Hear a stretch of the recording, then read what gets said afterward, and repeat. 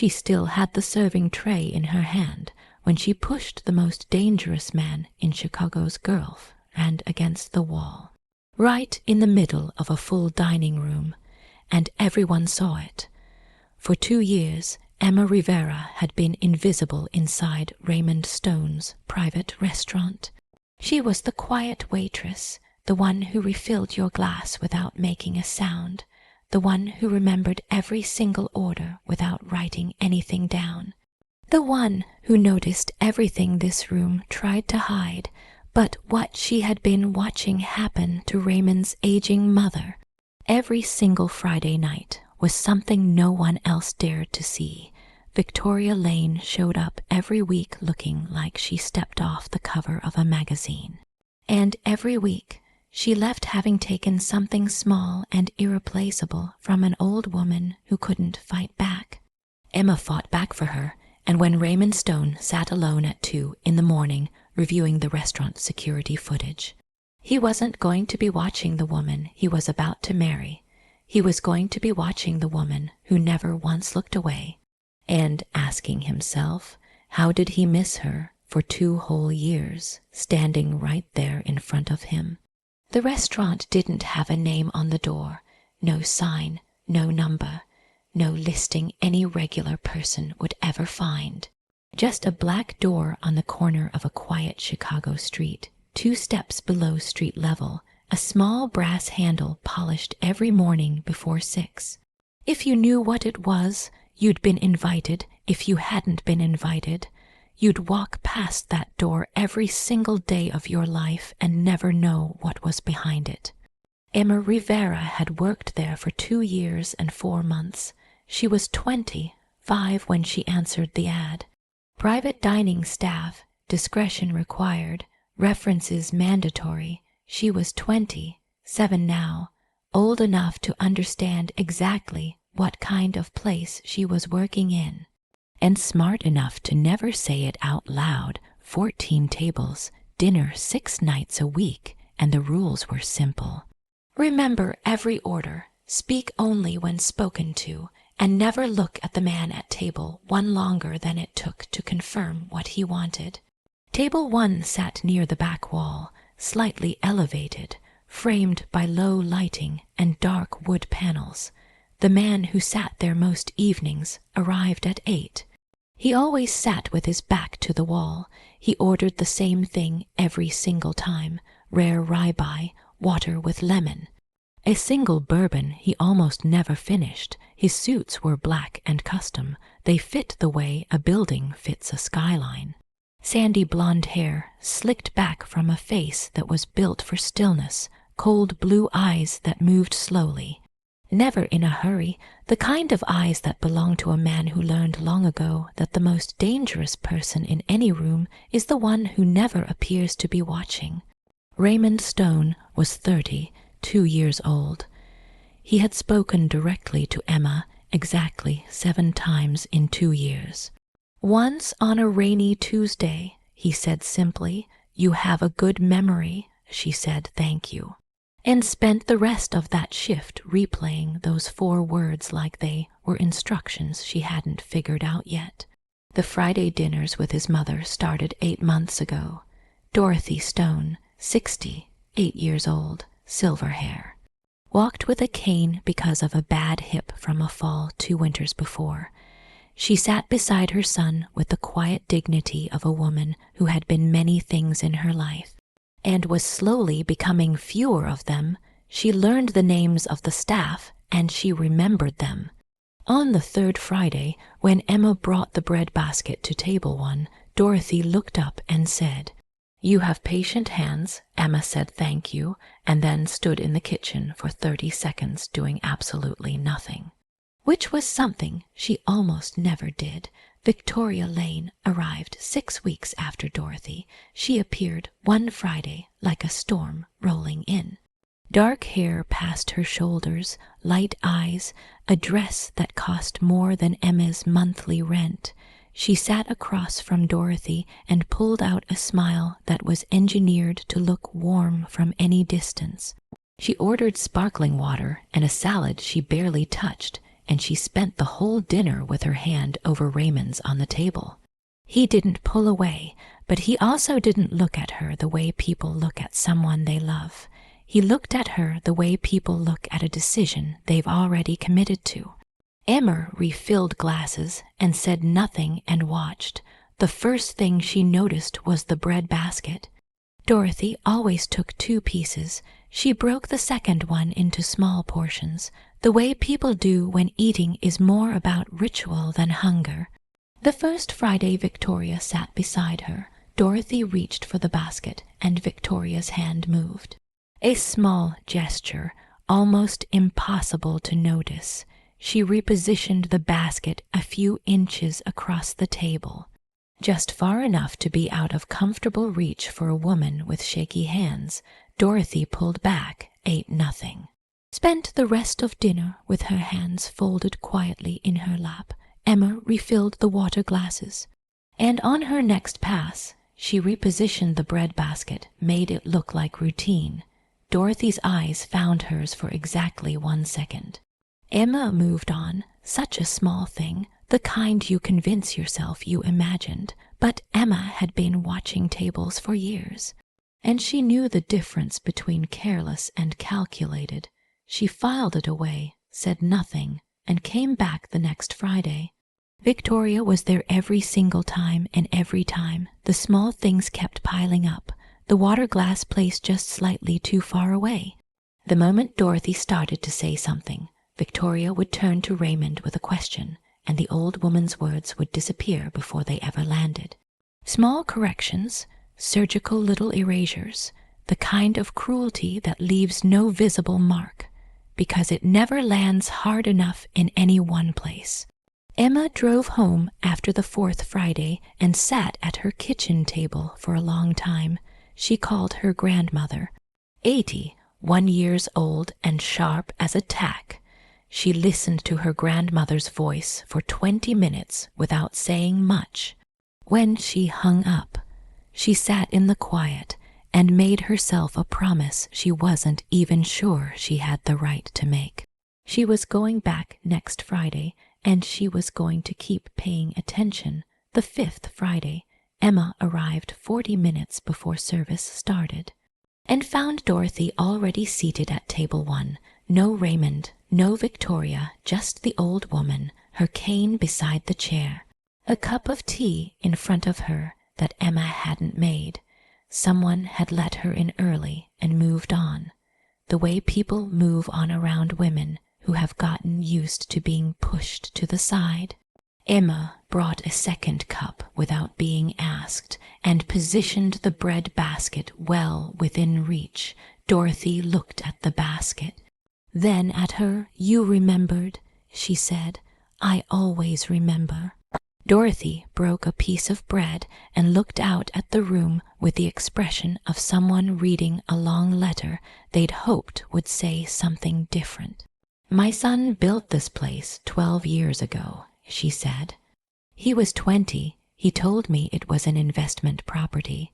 I told him investment properties don't come with tablecloths that cost more than furniture."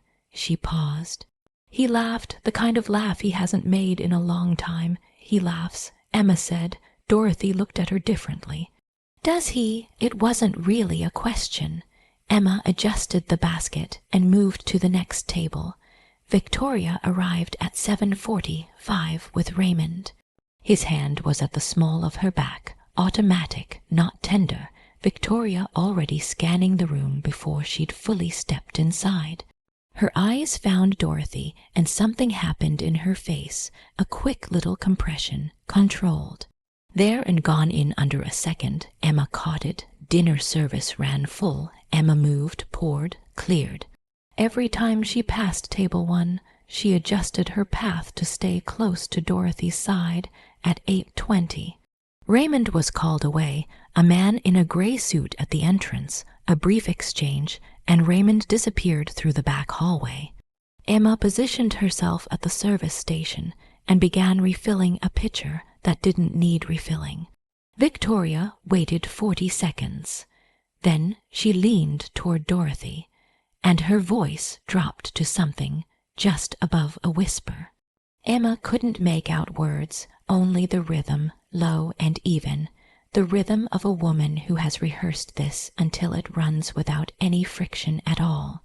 Dorothy's face changed, the careful dignity she always carried, compressed inward, her hands moved to her lap, one covering the other.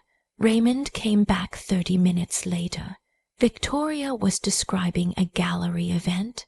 Dorothy was holding her water glass with both hands and staring at the table. Emma cleared the table next to them. Her jaw ached from holding it tight. Then she noticed the wrist. The following Friday, she was reaching across Dorothy to collect the dessert plate. Dorothy always ordered the crème brûlée and always left half of it. As Emma reached across, Dorothy's sleeve shifted, and Emma saw it, a bruise, purple and green, 4 or 5 days old, not from furniture, not from a door frame. 3 fingers pressed into skin, the shape of a grip held too long. Emma took the plate and walked to the kitchen. She stood with both hands flat on the cold steel counter. Daniel, the head waiter, came in with an order slip. He looked at her and said, "You okay?" She said, "Yes." He set the slip down and said quietly without looking at her, "Don't, whatever you're thinking, don't you know whose table that is?" "I know," she said. "Then you know," he said, and walked out. The following Tuesday, the restaurant was closed for a private event. Emma found Dorothy in the small lounge near the entrance, sitting alone, her cane beside the chair, a book face down in her lap that she wasn't reading. She was looking at her own hands, the bruised wrist covered by a long sleeve. Emma brought tea and said, "The crème brûlée isn't on the event menu, but I can speak to Chef. There's no need to trouble him. It's no trouble." A pause. Dorothy looked at Emma's hands on the tea service. "Where are you from?" "I came here for school, but I miss home every Tuesday," which was exactly true. Dorothy was quiet for a moment. "My husband was from a small town in Ohio. He said the same thing about it every Tuesday of his life, and somehow that made the rest of the week bearable." She looked at her covered wrist. "He's been gone 9 years. I'm sorry. Don't be. He had a good life." She paused. "I don't know why I'm telling you these things." "Because it's Tuesday," Emma said. Dorothy looked at her. Not quite gratitude, not quite grief. Something more specific than either. "I think you're right," she said. Emma went to speak with the chef. He agreed without being asked twice. She brought the crème brûlée 15 minutes later, and Dorothy ate the whole portion for the first time in all the months Emma had worked there. Emma drove home with the windows down despite the cold. She thought about her grandmother. She thought about Tuesday. She thought about a bruise 4 days old. And the look on a woman's face when someone asks the right question without asking anything at all. She didn't know exactly what she was going to do, but she knew she was going to do something, and she knew the way women who have been paying close attention their whole lives know things. That time was getting short. The 8th Friday changed everything. It started like all the others, Raymond at 8. Victoria beside him, Dorothy already seated with her tea.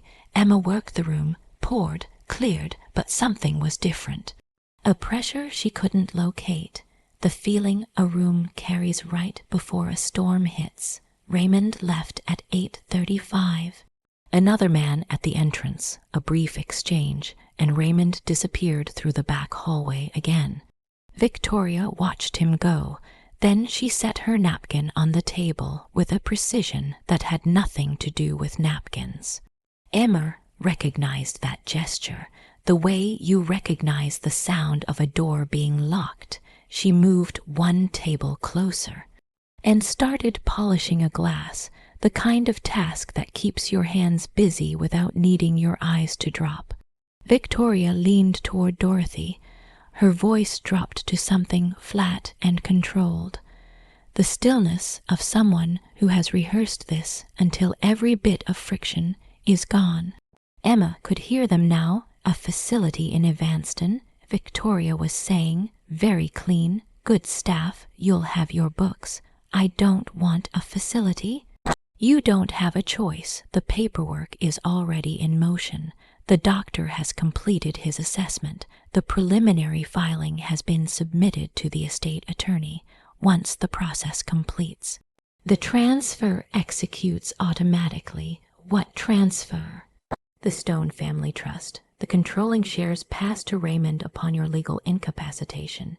Incapacitation under Illinois estate law can be established by medical declaration. The doctor has been very thorough for the past 18 months. Emma had stopped moving. She was not breathing. Raymond would never, Dorothy said. Raymond sees what I show him. I've been managing that for over a year. I made it easy for him to believe you forget things, that you've become confused, difficult. She let that word settle. You have become difficult, haven't you? Please, Dorothy said, very quiet. Please, don't tell me you're going to cooperate with the doctor's follow-up. Tell me, Victoria said again. The patience in her voice had nothing to do with patience. It was the stillness of someone who has learned that quiet menace cuts deeper than anything louder. Emma set the glass down, straightened, turned to face table 1, done with angles, done with invisible. She walked to the table and said, I'd like to take that plate. Victoria looked up with a quick, dismissive glance. The plate is fine. Emma looked at Dorothy. The careful dignity was costing the old woman something visible now. Her eyes, when they found Emma's, held the look of a woman recognizing something she had stopped expecting to find. Would you like the dessert menu, Mom? Yes, thank you. Victoria's eyes moved between them. Dorothy isn't having dessert. I'll bring the menu, Emma said. She turned. Victoria's chair moved. What she said next was delivered low, for Emma and Dorothy only. If you bring that menu, she said, you're done in this room tonight, and done in this city by Friday. I know people. You know who I'm engaged to. Do you understand what I'm telling you? Emma stopped. 1 full second. 2 years and 4 months of invisible, of perfect angles, of the right way to approach a table so that a man with cold blue eyes never had to look up. And before that, the year she was 16, when she watched something happen to a woman she loved, and chose to look away because she didn't know yet what looking away costs you. She turned around. Victoria was standing beside Dorothy's chair, her hand on the old woman's shoulder, not gently. Emma could see the angle of the grip. Dorothy's face had gone very still. Emma crossed the floor in 4 steps. She took Victoria's wrist and removed the hand from Dorothy's shoulder with a steadiness that surprised even herself. She stepped between Victoria and the chair. She said, Don't touch her. Victoria's face changed. For 1/2 second, the whole performance fell away. And what was underneath looked out, cold, offended, something older than anger, and then it snapped back. And she said, Get your hands off me. She pulled away. The pull threw her off balance. Her hip caught the table edge. A water glass went over, and the sound of it hitting the marble floor silenced the entire room. Everyone looked. Victoria straightened, her composure returning in layers, practiced and rapid. She pressed one hand to her dress where the water had hit, looked at Emma, looked at the room, and made a sound calculated to read as distress. She said, She attacked me. Dorothy sat in her chair. Emma stood between the old woman and the broken glass. The room was completely still. Emma did not move. The door from the back hallway opened. Raymond Stone walked in. He stopped. He looked at Victoria. He looked at the overturned glass. He looked at his mother in the chair, her hands folded in her lap, her face very still, and he looked at Emma, standing in the middle of all of it, her uniform straight, her hands at her sides, her eyes holding his directly. Without apology, 3 people, 3 versions of what had just happened. and a man with cold blue eyes standing in his own doorway. With 15 seconds to decide which one was true, he said 2 words to the room before it fully made sense of what it had seen. Everyone back to work. The staff moved, glasses were collected, the table was reset. Daniel appeared with a cloth and disappeared again. The restaurant absorbed the incident the way it absorbed everything, efficiently, without comment, and without anyone acknowledging they had been watching. Raymond crossed to table 1. He looked at Victoria first. She was still pressing her hand to her dress. Her eyes wet, her breathing managed into the exact rhythm of someone who is distressed but composed about it. Then he looked at his mother. Dorothy sat with her hands folded in her lap and her eyes on the tablecloth. The way she used to sit when she was waiting for a verdict she already knew the answer to. He had not seen that expression in years. He had not recognized it until now. He looked at Emma last. She was standing 3 steps back from the chair. Hands at her sides, expression giving him nothing extra, no plea, no performance, no manufactured calm. Just her face exactly as it was. He said, "Go home for the night. We'll speak tomorrow." Emma said, "Yes, sir." She picked up her tray from the service station and walked to the back. Without looking at Victoria again, Victoria waited until the kitchen door closed. Then she reached for his hand on the table. "I'm all right," she said.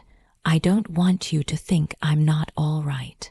He looked at where her hand covered his. He said what happened. She told him. Her version was clean and complete and arrived without hesitation. The way stories arrive when they've been rehearsed for situations that hadn't been announced yet. She'd been adjusting Dorothy's shawl. The waitress had misread the gesture, overreacted, grabbed her. She'd stumbled. She was fine. She just didn't want him to think she was making more of it than it was. He watched her talk. He had always been good at watching. It was the thing about him that made other men in rooms like this one uncomfortable. The sense that he was receiving more information than he was supposed to. The sense that the space between what a person said and what a person meant was visible to him the way load-bearing walls are visible to an architect. What he noticed now was the speed, the smoothness, the absence of a single moment of uncertainty. People who have genuinely been startled carry it in their body for longer than 40 seconds. They reconstruct events in pieces, they contradict themselves and then correct the contradictions. Victoria's account had no pieces, no corrections. It had the clean, frictionless quality of something that had been written before it happened. He said, "I'll speak to the staff in the morning." She nodded. She said she thought that was wise. She said she didn't want to make trouble for anyone. He looked at his mother. Dorothy was still looking at the tablecloth.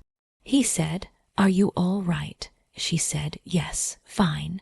Neither of them believed the word. He offered his arm and walked her to the car that was waiting, helped her inside, closed the door, and stood on the sidewalk for a moment in the cold November air. Then he went back inside and sat at table 1, alone. Daniel brought the bourbon without being asked. And left without speaking, Raymond looked at the space where the glass had been, the circle on the marble still slightly damp. The table reset with surgical precision around the empty spot. He sat with the bourbon for 20 minutes and did not drink it. He thought about his mother's face, not the still and managed face she'd been wearing all evening. The face from before, that split second before any of them had rearranged themselves. His mother's face in that half second had not been afraid of Emma. It had been afraid for her. That difference had a weight that grew heavier the longer he sat with it. He turned his glass on the table. He was still turning it when he got up and walked to the back and knocked on the door of the security room. The system had been installed 18 months ago after a supplier issue that needed documentation the old cameras couldn't provide. 16 cameras, full coverage, 60-day rolling archive, a private server in a locked room that only 3 people in the building knew existed. Raymond was one of them. He went in at midnight. He told himself he was going to watch 30 minutes of footage. He was still in the room when the clock on the wall hit 4:17 in the morning.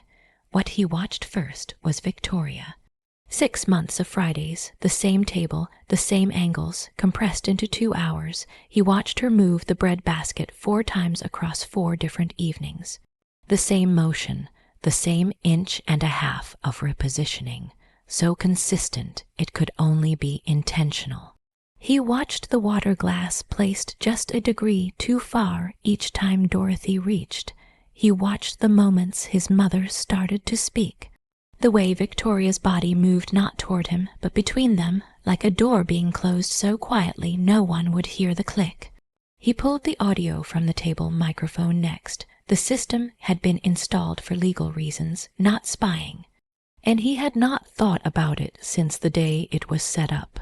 He sat in the dark server room with his elbows on the desk and listened. He heard Victoria's voice, low and controlled on a Friday 3 months prior. He heard the words, facility, incapacitation, medical declaration, arranged in the specific order of a legal document. He heard his mother say, please. He sat very still for a long time.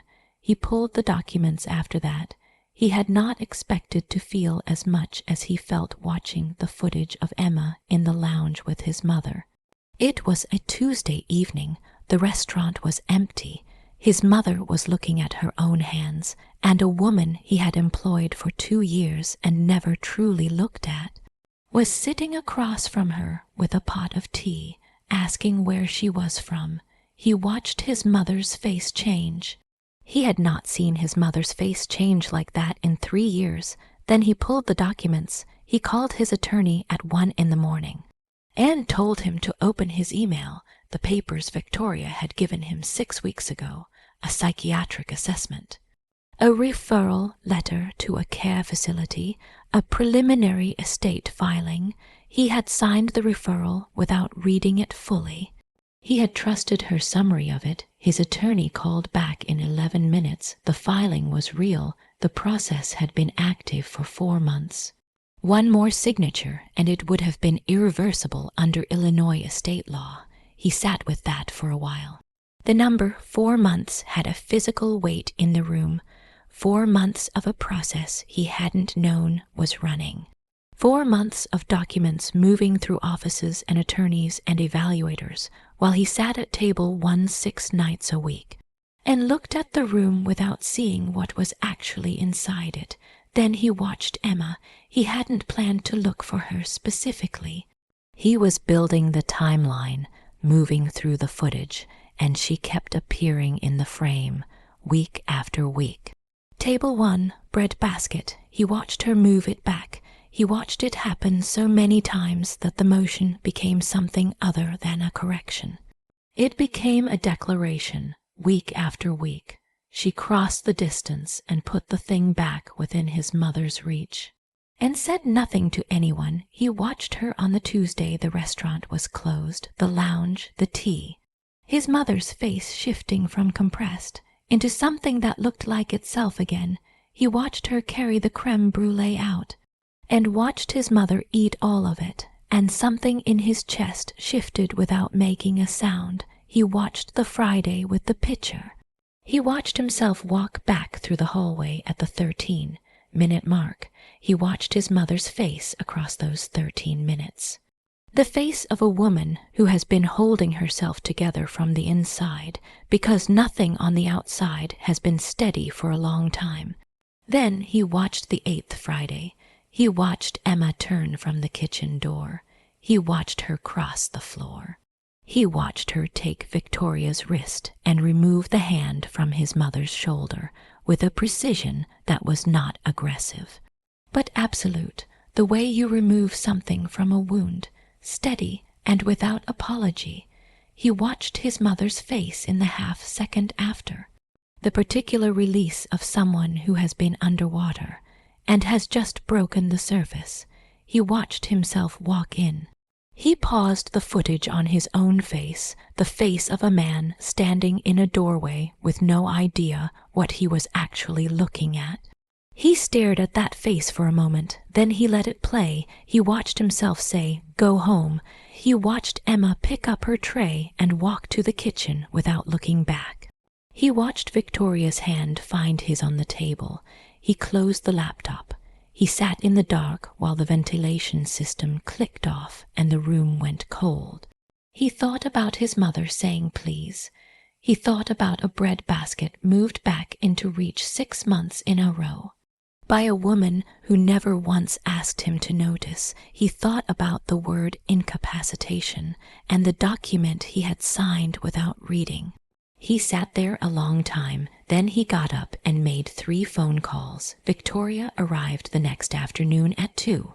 She came because he had asked her to, using the exact tone he used for things that were not requests. She sat at table 1 in a cream jacket, kept her hands visible on the table, and looked at him with the particular warmth she used when she sensed the temperature in a room had changed without her permission. He placed a tablet on the table. He pressed play. He watched her watch it.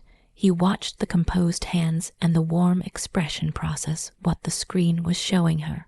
Her own face, 6 months of Fridays, the bread basket, the water glass, her voice saying facility and incapacitation and medical declaration. His mother's voice saying please. He watched her face go through several things in quick succession. Calculation, adjustment, the building of an alternate interpretation, and then when the footage reached the audio of the whispered threats, something behind her eyes went flat in a way he had never seen before. The flatness of a person who has stopped performing. Because performing has become structurally useless, she said that audio is out of context. The estate attorney received a signed referral from me 6 weeks ago. I didn't read it carefully. My attorney read it last night. One more signature and my mother would have been declared legally incapacitated. The trust would have transferred automatically. He paused. The filing originated from your legal team, Victoria, not mine. She was quiet for 3 seconds. Then she said, I was trying to protect her. She's been declining. You don't see it because you don't want to. He looked at her. I watched 40 hours of footage. I saw my mother. She is not declining. She has been managed. There is a difference, and you know exactly what that difference is. Victoria looked at the tablet. The warmth was fully gone. What replaced it was something she had kept very far from the surface, a precision, a coldness, the face of a woman who is used to winning and is now adjusting to the fact that she isn't going to. She said, What do you want? He said, I want you to leave. The engagement is over. She picked up her bag, stood across the room without another word. Her heels moved across the marble. The black door opened and closed, and she was gone. Raymond sat at table 1 and looked at the empty chair across from him and felt something he didn't have a name for, not relief exactly, not grief, the feeling of a room after something heavy has finally been removed from it. The outline of what had been there. He called Emma that evening. He said, I'd like you to come back. She said, I need to know what happened. He told her. He told her about the footage, the documents, the attorney, the conversation that afternoon. He told her about the bread basket.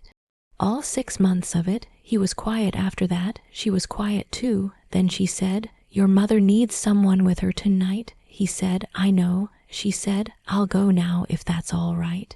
He said, It is. She said, Good night, Mr. Stone. He said, Raymond. A pause on the line, long enough to mean something. Good night, Raymond. He drove to the restaurant and sat at table 1 in the empty room, one light on. He thought about his mother's face when the surface finally broke. He thought about 6 months of a bread basket, returned to exactly where it belonged, by a woman who never once asked for acknowledgement. He thought about a woman who had chosen to stay visible, when invisible would have been so much safer. He turned his glass on the table for a long time, then he set it down, and let the room be quiet around him. He was not the man he had been a week ago. He wasn't sure yet what the distance between those two versions of himself meant, or how long it would take to close, but he knew, with the particular certainty of someone who has finally seen a thing clearly after a long time of not looking, that the woman who had crossed that floor with her hands at her sides and her eyes on his without apology was not invisible. She had never been invisible. She had simply been waiting for him to look at the right thing. He looked now, and the room, quiet and empty and rearranged by the weight of what had finally been removed from it, felt for the first time in a long time like somewhere he might want to stay.